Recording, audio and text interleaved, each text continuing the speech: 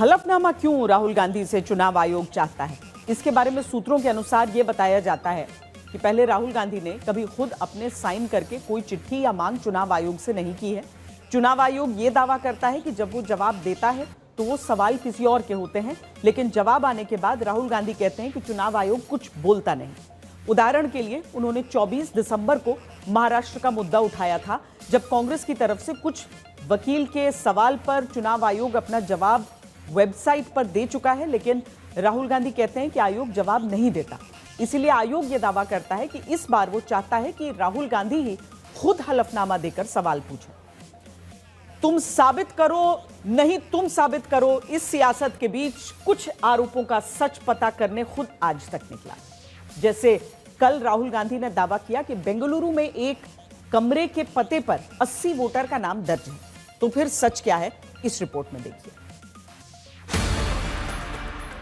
कर्नाटक में Bengaluru central Lok Sabha seat में केवल एक विधानसभा सीट महादेवपुरा में 40,000 से ज्यादा फर्जी और अमान्य पते वाले वोटर का आरोप भी राहुल गांधी ने लगाया। So that's a single bedroom. There are 80 voters living there. No sign of their existence. उनमें से एक पता दिखाया गया महादेवपुरा का बूथ संख्या 470, जहां राहुल गांधी ने दावा किया कि इस एक पते पर ही 80 वोटर रहते हैं। House number 35. 80 voters live in this house. We sent people to check. They got beaten up.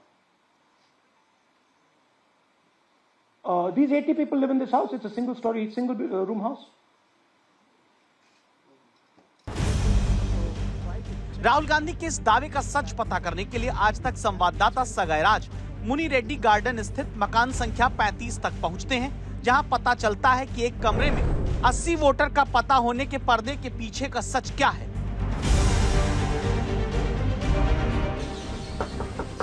दरवाजा खुलने पर जो शख्स बाहर आया, इनका नाम दीपांकर है। ये पश्चिम बंगाल से बेंगलुरु आकर रहने वाले एक फूड डिलीवरी कर्मचारी हैं। क्या ये जानते हैं कि इस पते पर एक कमरे के भीतर 80 वोटर का पता दर्ज है? आपके घर में कितने लोग हैं? हम दो और मेरा बच्चा तीन लोग हैं। मगर आपके घर में वोटर लिस्ट के हिसाब से 80 लोग से इधर यहाँ पे नहीं आपका ही घर है ना? ये आपका वोटर लिस्ट में नाम है यहाँ पे? बेंगलुरु में नहीं आपका नाम भी नहीं है। इसमें कोई आपका रिलेटिव है, कोई है क्या? देखो, नहीं सर, कोई नहीं है। आप यहाँ पे भाड़े में रहते हो? हाँ, रेंट। किसका घर है ये? उस सर का नाम जयराम रेड्डी है। कौन है वो? किस पार्टी का है? वो तो पता नहीं सर। हम इधर काम करने आया, इधर रेंट में रहता हूँ। कितने साल से आप यहाँ पे रहते हो? मैं 2 साल से रहता हूँ। 2 साल से। आपका नाम? दीपांकर का नाम शायद इसमें नहीं। आपका वोटर लिस्ट का नाम है बेंगलुरु में? नहीं।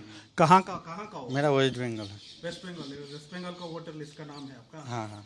मगर आपका घर के एड्रेस में 80 वोटर्स है। 80 और यही है ना आपका घर? 35 नंबर रूम। हाँ। ये घर है ना? मैं इधर 1 महीना आया सर। हाँ। इधर मैं 1 महीना आया, ठीक है। मैं ज्यादा दिन। कौन था, कुछ पता था? वो ओनर सर ही बता सकते हैं। कितना बड़ा है आपका घर? आपका एक इतना छोटा घर है, मगर इतना छोटा घर ऐसा ही है पूरा इसमें। मगर यहाँ पे 80 वोटर्स लिखा है। वो सर पता नहीं, आप ओनर से बात कीजिए।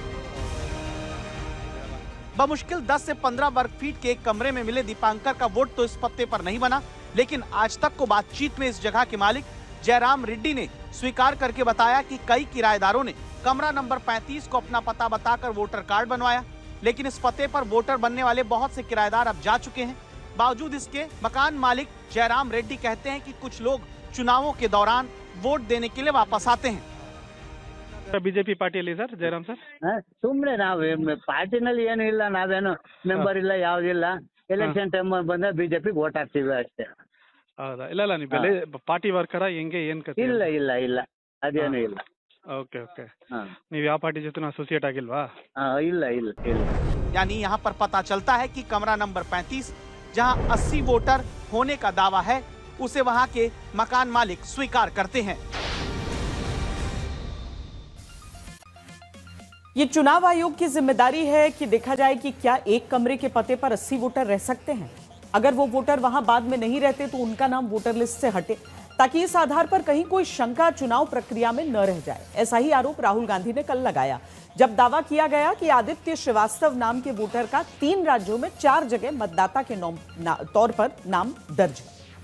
राहुल के आरोपों का सच पता करने के लिए फिर आज तक ने लखनऊ से मुंबई और बेंगलुरु तक पड़ताल की है। सबसे पहले राहुल गांधी के दिखाए गए वोटर कार्ड के आधार पर आदित्य श्रीवास्तव के लखनऊ वाले पते पर आज तक संवाददाता कुमार अभिषेक पहुंचते हैं।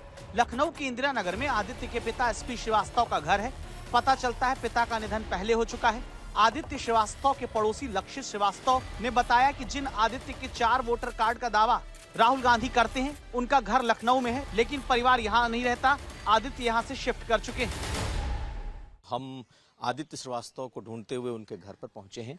यही आदित्य श्रीवास्तव का घर है और उनके पिता एसपी श्रीवास्तव, लेकिन बताया ये जा रहा है कि अब परिवार यहाँ नहीं रहता। अगर हम आपको पीछे दिखाएं तो उनके बकायदा उनके पिता का नाम, जो कि उस मतदाता सूची में है, वहाँ उनका नाम लिखा हुआ है। काफ़ी टाइम से आदित्य भैया जो हैं वो काफ़ी टाइम से बाहर ही हैं। जब से उन्होंने अपना मास्टर्स किया, फिर बॉम्बे में थे, फिर देन अब वो बैंगलोर में शिफ्ट हो गए हैं। तो वो हार्डली कभी आते हैं छुट्टियों पे, कभी आ गए। तो अंकल और आंटी रहते थे, बट अभी अंकल के भी 1 से 2 महीने पहले, 1-1.5 महीना हो गया कि वो एक्सपायर हो गए हैं। यानी जिन आदित्य श्रीवास्तव का 4 वोटर कार्ड 3 राज्य में होने का दावा सामने आता है, उनका घर तो लखनऊ में मिलता है। ठीक उसी तरह जैसे मुंबई में वोटर कार्ड वाले पते पर घर की जानकारी सामने आई।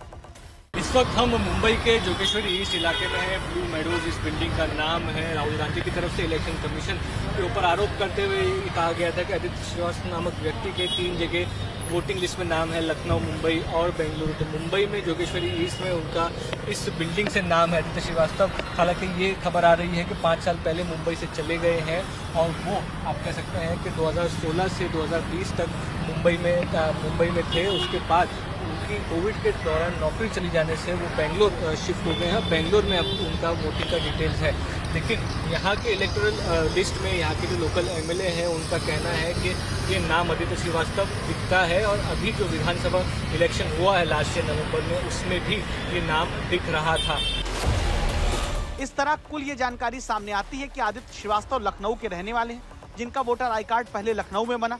फिर आदित्य ने 2017-18 के पास लखनऊ का वोटर कार्ड मुंबई ट्रांसफर कराया, जब वो मुंबई रहने चले गए। 2021 में मुंबई से बेंगलुरु शिफ्ट होने के बाद आदित्य ने अपना वोटर कार्ड भी मुंबई से बेंगलुरु ट्रांसफर करा लिया, लेकिन फिर भी कर्नाटक से लेकर महाराष्ट्र और उत्तर प्रदेश तक उनका पुराना वोटर कार्ड पुराने पते पर दर्ज रहा। तो सवाल है, क्या ये चुनाव आयोग की चूक नहीं है? वोटर लिस्ट में इसी सुधार को चुनाव आयोग वोटिंग लिस्ट समीक्षा के नाम से बिहार में जब करता है तो भी विपक्ष सवाल उठाता है। इसी सियासत के बीच कुछ तथ्यों पर गौर करना जरूरी है। राहुल गांधी बेंगलुरु सेंट्रल की जिस महादेवपुरा विधानसभा सीट का हवाला देकर पिछले 24 घंटे में 3 बार सवाल उठा चुके हैं, उसी सीट से जुड़े राजनीतिक आंकड़ों पर गौर करना भी जरूरी है। राहुल का आरोप है कि कांग्रेस उनके सर्वे के अनुसार बेंगलुरु सेंट्रल सीट लोकसभा चुनाव के दौरान जीत रही थी, लेकिन वोट चोरी ने हरा दिया। लेकिन एक सच इस सीट का यह भी है कि 2009 में इस सीट के अस्तित्व में आने के बाद से लगातार बीजेपी जीतती आ रही थी। अब दूसरे तथ्य पर गौर करिएगा।